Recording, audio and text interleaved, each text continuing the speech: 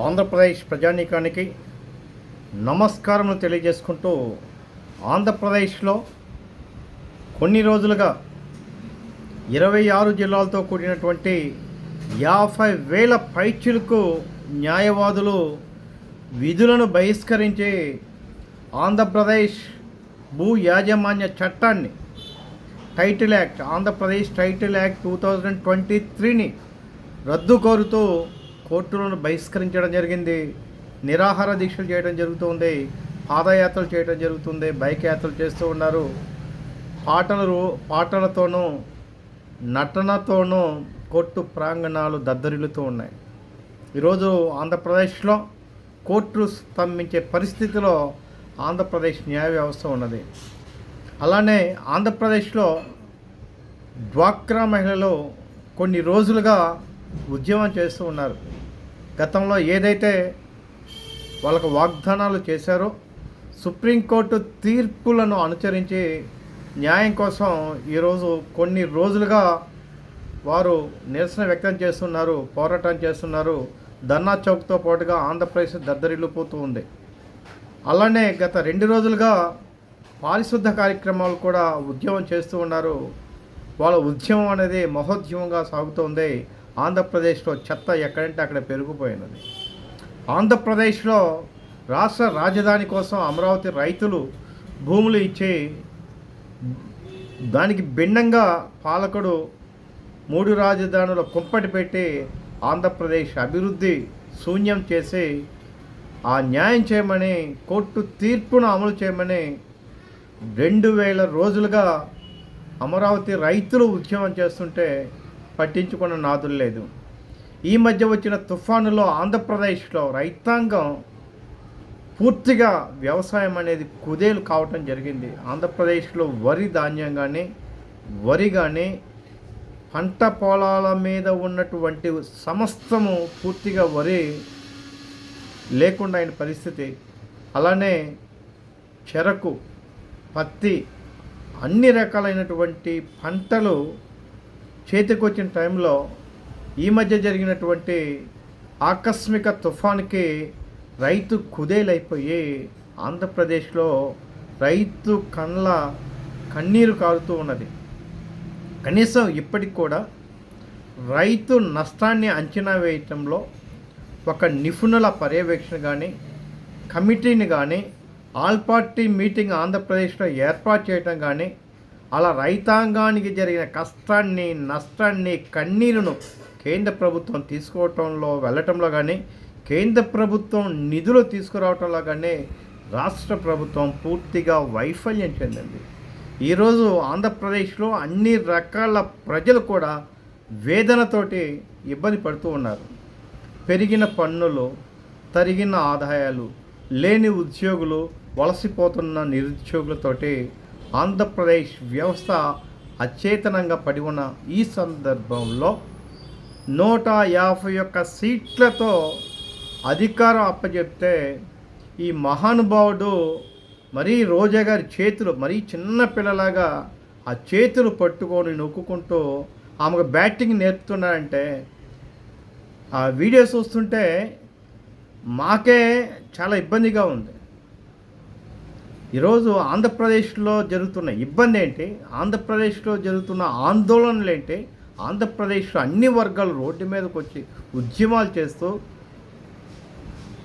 ఈరోజు వాళ్ళకి సత్వరమైన డిమాండ్లు పరిష్కరించడంలో ఘోరంగా విఫలమయ్యి ఆడుతానని బ్యాటింగ్లు పెట్టుకొని రోజా గారితో ఆ విధంగా పబ్లిక్గా నో ఈజ్ కరెక్ట్ కాదు. అది ఒకటి. మరి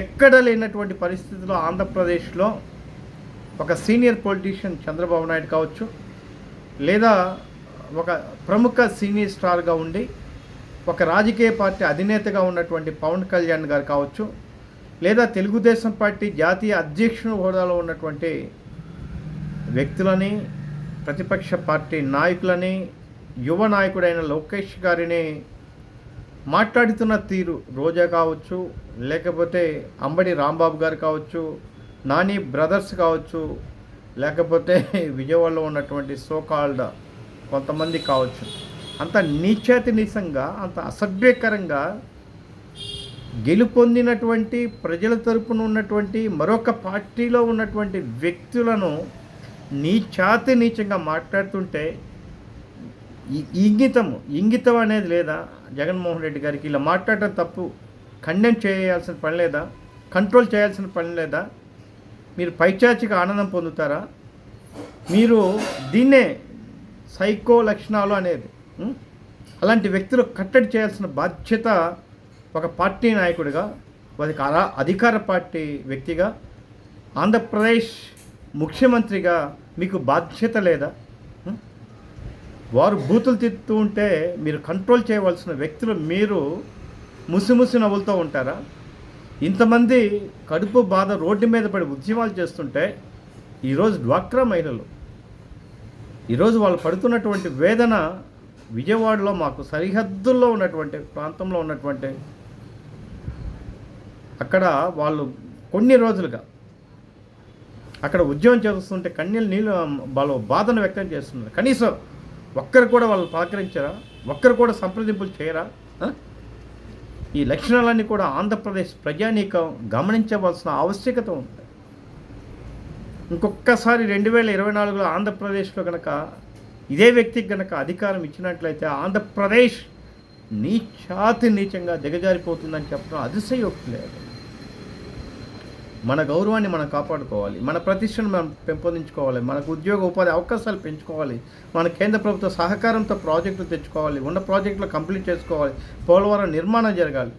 ఇవన్నీ కూడా భవిష్యత్తులో ఆంధ్రప్రదేశ్లో మంచి నాయకత్వం ఉన్నటువంటి వ్యక్తులని, సుదీర్ఘ అనుభవం ఉన్నటువంటి నారా చంద్రబాబు నాయుడు గారు మరొక్కసారి ముఖ్యమంత్రిగా రావాల్సిన ఆవశ్యకత, ఈ రాష్ట్రానికి రావాల్సిన చారిత్రాత్మకమైనటువంటి ఆవశ్యకత ఉంది.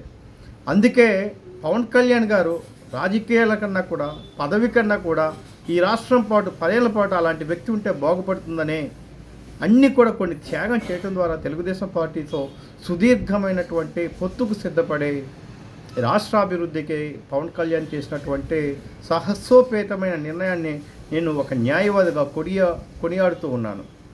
ఏది ఏమైనా ప్రస్తుత పరిస్థితిలో ఉన్నటువంటి ఆంధ్రప్రదేశ్లో వివిధ రంగాలైనటువంటి ఉద్యోగులు ఈరోజు రోడ్ల మీదకి వచ్చి, మరీ ముఖ్యంగా న్యాయవాదులు ఒక దుర్మార్గమైన చట్టాన్ని తీసుకుని వచ్చే వైట్ కాలర్ మాఫియాను మోసే విధంగా, వైట్ మాఫియా రాజకీయ ముసుగులో ప్రజల ఆస్తులకు భక్షించే విధంగా, ప్రజల ఆస్తులను దోసే విధంగా ఈ చట్ట రూపకల్పన తీవ్రంగా వ్యతిరేకిస్తుంటే 15 రోజులుగా న్యాయస్థాన ప్రాంగణాలు దద్దరిల్లుతూ ఉంటే, 15 రోజులుగా ఉద్యమం 50,000 మంది పైచులకు ఆంధ్రప్రదేశ్లో న్యాయవాదులు ఉద్యమం చేస్తుంటే చీమ కుట్టినట్టు కూడా లేదంటే ఈ ముఖ్యమంత్రిని ప్రజలు ఏం చేస్తారో ప్రజల విజ్ఞతగా వదిలేస్తున్నాను.